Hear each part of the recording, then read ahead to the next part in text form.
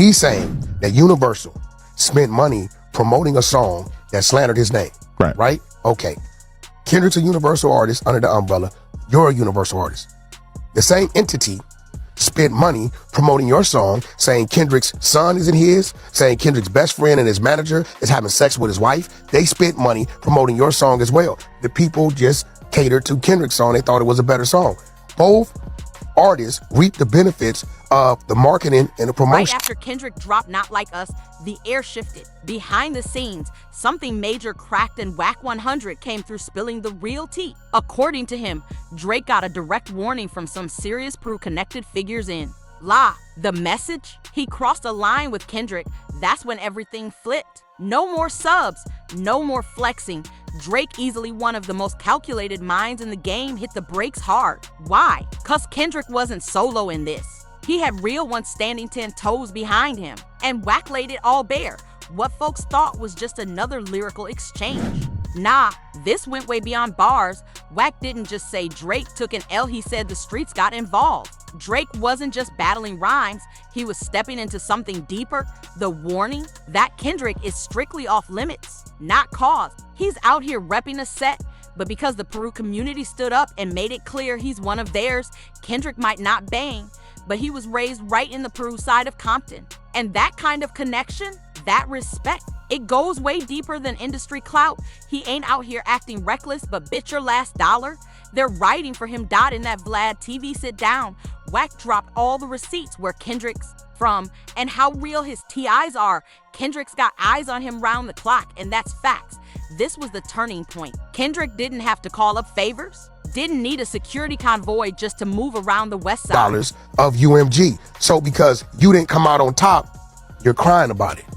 The same machine that made you, that grew you, Republic, is under UMG. Cash Money, Young Money's under Republic. Drake kept talking about the red button. You can't say UMG did it. Maybe Kendrick's team was a stronger team. Now, you said shit about Meek Mills. Meek didn't go foul. The Peru set and other blocks out in Compton, they stood tall without waiting for no green light, no invites, no roll call. This wasn't rap beef anymore. This was respect on the line when you've really lived that life, grown up in it. Kept it solid the whole way through. They pull up for you. No hesitation. Wack kept it a buck. Kendrick might carry himself like your average dude, but he moves with general level protection. And when the Peru name started getting tossed into the mix, everything shifted for Drake. Before that, Drake was loud, firing off diss tracks, dropping petty IG shots, slick captions, the whole nine. But once Kendrick's track hit and the street chatter started heating up, Drake gone. Fans clocked it immediately. 1 minute, he's trying to little bro Kendrick. Next thing you know, he's scrubbing tracks while Kendrick's record climbs straight up the charts. The same Drake who turns beef into viral promo disappeared. Now everybody's asking what really went down behind those closed doors. What? Message hit so hard that even Drake, Mr. Calculated, Mr. Marketing Genius, had to fold. And real ones are wondering, why are the streets going this hard for Kendrick, a rapper who never once threw up a gang sign? This ain't about fame. It ain't about flex. This is power you can't manufacture, can't fake for the gram. Wack broke it down, Kendrick's respected heavy by real gang figures. And that's exactly what separates him from Drake. About it is, Kendrick really grew up in a rough neighborhood. Yeah. Protective neighborhood, but a rough.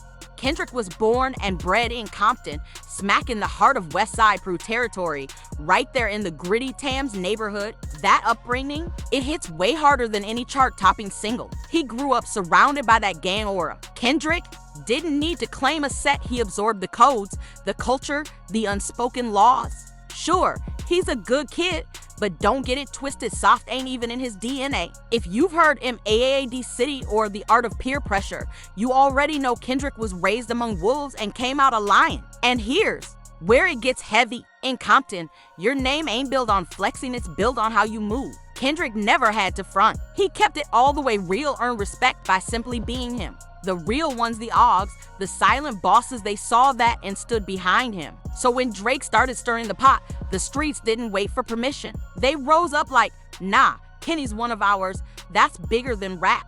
That's roots. That's legacy. That's Compton locked in. And Kendrick, he ain't rolling solo. He's got T riding with him. And let's be clear, that's not a music label dressed up like a crew. That's Blood T.I.'s concrete loyalty. Drox tapped in deep with the bounty hunter bloods.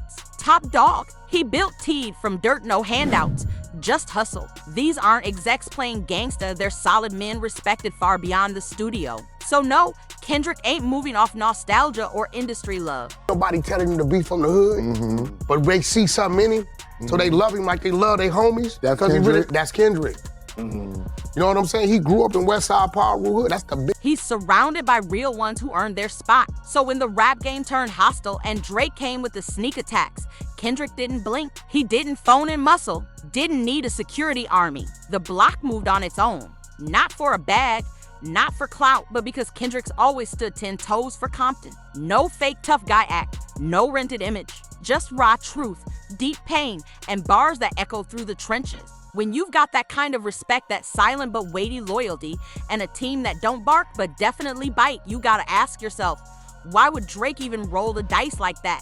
Why prod a lion while standing in his own jungle? Something ain't adding up. Or maybe Drake really didn't realize who he was baiting. Let's talk about that street cred he's been flashing. It's no mystery Drake's been flirting with that gang image for years. From that whole Mob T.I.'s aesthetic to flexing that oval muscle, he's kept the streets close like part of his branding package. And he don't hide it either. He's rubbed shoulders with some heavy names like YG, who's got solid, Bloodline T.I.'s in LA, or J Prince, the Og of Rap-A-Lotta name that gets silence and respect in any rap city. With those links, Drake doesn't have to swing. He wants you to think he's got firepower on call. He's carefully curated that mob boss image for a minute. You got Jews online calling him father, claiming they run errands for him, even saying they fear his reach, not his fists. But here's where it starts cracking. For someone who plays the mob lane, Drake's been caught slipping in some not-so-gangsta moments. Remember when he snatched Durame's whole wave? Durame had that smooth bounce with Cha Cha.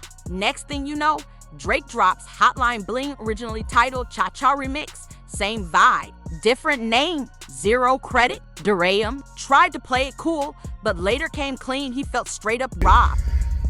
But his bodyguard is in, not his ass. He ain't touched me. He's a.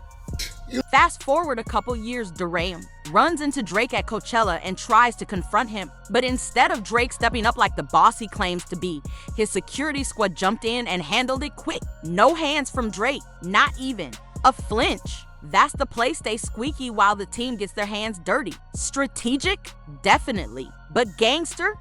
Not exactly. Durame even addressed it publicly. And if we're pulling receipts on shaky street rep, we can't ignore the whispers about his crew allegedly peeing on Drake in a movie theater, or the time Diddy supposedly slapped him backstage so hard Jay-Z had to jump in and play. Peacekeeper. Any other rapper would have been memed into oblivion. But somehow, Drake walked away clean. That's when things started getting extra messy. His tight connection with Ian Connor, the fashion stylist known just as much for style as he is for disturbing accusations, had folks throwing major side eye. Ian's the guy who plugged Drake in with Playboy Cardi, even got him on Pain 1993. Drake returned the favor, heavy name dropped Ian in the track, and they were seen raining cash in strip clubs together. But then out of nowhere, Ian drops a bomb, says he blocked Drake. And that's when it got spicy. Chubbs, Drake's right-hand enforcer, slides in the comments saying Ian got checked by the Ovo goons, even called him a little boy. Let's not forget, Ian was in that Rich Flex video with 21 Savage. So if there's tension now, it's recent and raw. And this just adds a whole new wrinkle to Drake's rep of moving with messy circles. Because when you roll with controversy and things flip, Drake is going to jail, bro. I don't know if y'all heard about this top 5 situation, bro, but this is exactly what Wack 100 warned Drake about. Check this out. It's been in existence about 90 days, and I have made sure it hasn't went anywhere, personally. I think you know what I'm talking about. That dude with his mouth and the things he says does not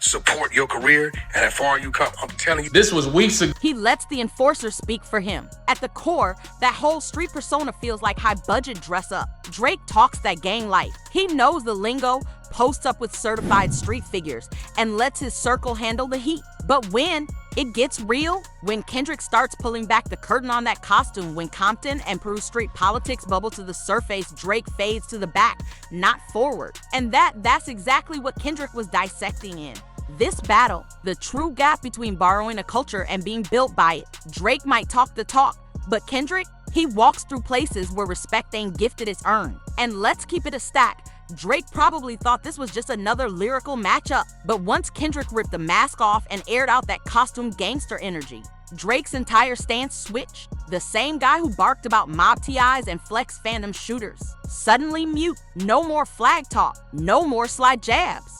Just par-crafted statements, silence, and calculated brand management. And once words started circling whispers about certain LA blocks watching closely, especially the Piru side, yeah, that shifted the whole climate. If you paid attention, you saw it. Drake slammed the gas in reverse. Reality checked him. Kendrick's not just a rapper from Compton, he's backed. Coming at him in his own city? That's not edgy, that's reckless. But here's where it flips. Why even make that move? What made Drake think he could go at Kendrick like that? Was it ego? Or had he gotten too used to winning beefs on his own playing field, thinking this would be another easy W? What he missed is this wasn't just Kendrick. This was Compton's pride. And when you attack that, it stops being a diss. It becomes a declaration of war. Drake spent weeks throwing jabs, sneaking bars into his live shows, turning his socials into a digital boxing ring. But the second Kendrick dropped Not Like Us, snatched that Super Bowl spotlight, and got crowned people's champ by the streets,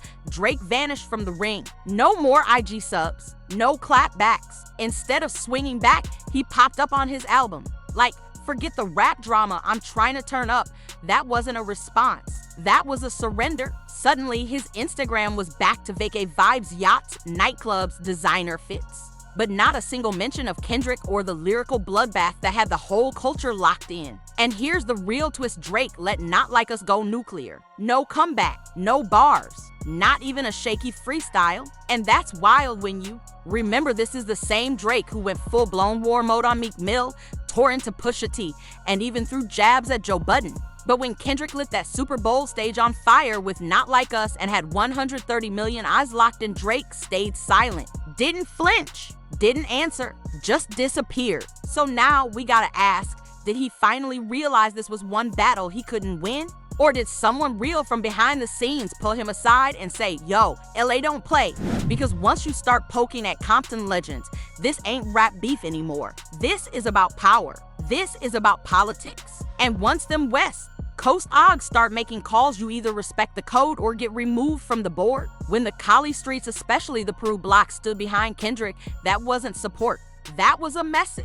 And out in Compton, when street politics start tying into rap drama, it's not about who's got the better pen. It's about who's protected and who's not. It may look like music beef on the surface, but when sets come out and publicly back someone like Kendrick, that's not love. That's a boundary. It's them saying, he's untouchable. You cross this line, you deal with us. And any og worth their salt knows what that means. The West got receipts and a long memory. Think back to the East vs. West Coast beef of the 90s. It didn't end in diss tracks. It ended in caskets. Even now, a shady club moment, a bar taken the wrong way can spark something deadly. Wack 100E's been warning folks for years. Even J Prince, who's seen every side of this game, knows when to fall back and respect West Coast law. This ain't just rap, it's survival. Yeah, Drake's been around real ones for a long time, no one's denying that. But there's a massive difference between being near the heat and actually living in the fire. And when that beef with Kendrick escalated, it was like Drake realized, yo, this ain't Toronto. In Compton, one misstep, it can go left real quick. The Ogs and Cali, they've seen how ugly this gets. They know when lyrical jabs turn lethal. That's why they step in, not to fuel it, but to contain it. Because once certain lines are drawn, they don't get erased. Not even if you're an international superstar. Drake may have hit pause, but Kendrick, he's still outside, still got the city with him, still turning diss tracks into straight up national anthems. So, if this chapter really is closed for Drake, the bigger question now is, what's Kendrick cooking up next? Because he didn't just take the W, he flipped the entire script. While Drake was tossing subliminals and ducking the smoke, Kendrick kept it surgical. No noise, no online meltdowns, just calm, calculated destruction. Every lyric Kendrick dropped was surgical steel. Every move, quiet but lethal. And the wildest part, he never had to scream, "I'm street." The streets did the talking for him. His city, the Oggs, the West Coast Titans, they all stood tall and let it be known.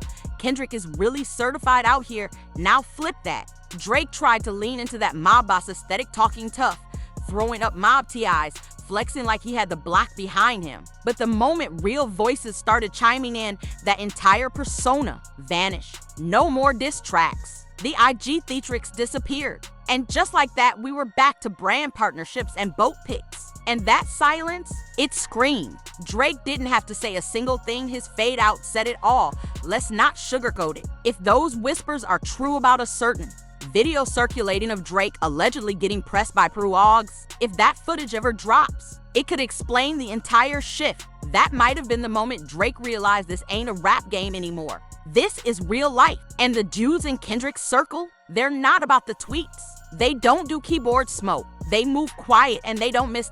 So now the question, did Drake finally learn? Because when you zoom out and look at this whole saga, this might have been the first time Drake got genuinely humbled in a rap beef. He's used to being the clever one, slick talk, catchy disses, always landing the last word. But this time, he went toe-to-toe with someone who wasn't just pen deep. Kendrick's got real-world weight behind his lyrics. Now let's talk fallout. Drake ain't new to rap feuds, but this one didn't feel like clout chasing. This wasn't about Spotify numbers. It was about authenticity. And when that kind of heat comes from someone like Kendrick, a guy who's respected in the industry and in the trenches, that's pressure of a different kind. Drake might have realized quick, going bar for bar with someone like that, not worth the blowback, especially once the West Coast Oggs started circling. But if there's one thing Drake's good at, is turning losses into reinvention. Don't be surprised if he rebrands off this, drops the gangsta image, leans into growth, peace, elevation, something polished, something above the drama. That might be the next era. He might pull a new Drake on us, drop something introspective, play the high road. But no matter how he packages it, the culture ain't forgetting this one. This left a scar. Meanwhile, Kendrick, he didn't just walk off with the W. He walked away wearing the crown. Not just because he out-rapped Drake, but because he tapped into something deeper. He reminded everyone, respect ain't a flex, it's a lifestyle. He's not pretending to be street. He's respected by the streets. And that kind of love, you can't fake that. You can't Photoshop that. And you damn sure can't buy it. The shift is loud now. Drake's still a global giant, no one's denying that. But Kendrick just sealed it. He's the one they fear, the one they follow, the one who doesn't need to raise his voice to shake the entire room. In the end, Drake didn't get canceled, but he did get checked. And now, that line between a rapper playing gangster and a real deal certified legend, it's bold, clear as day.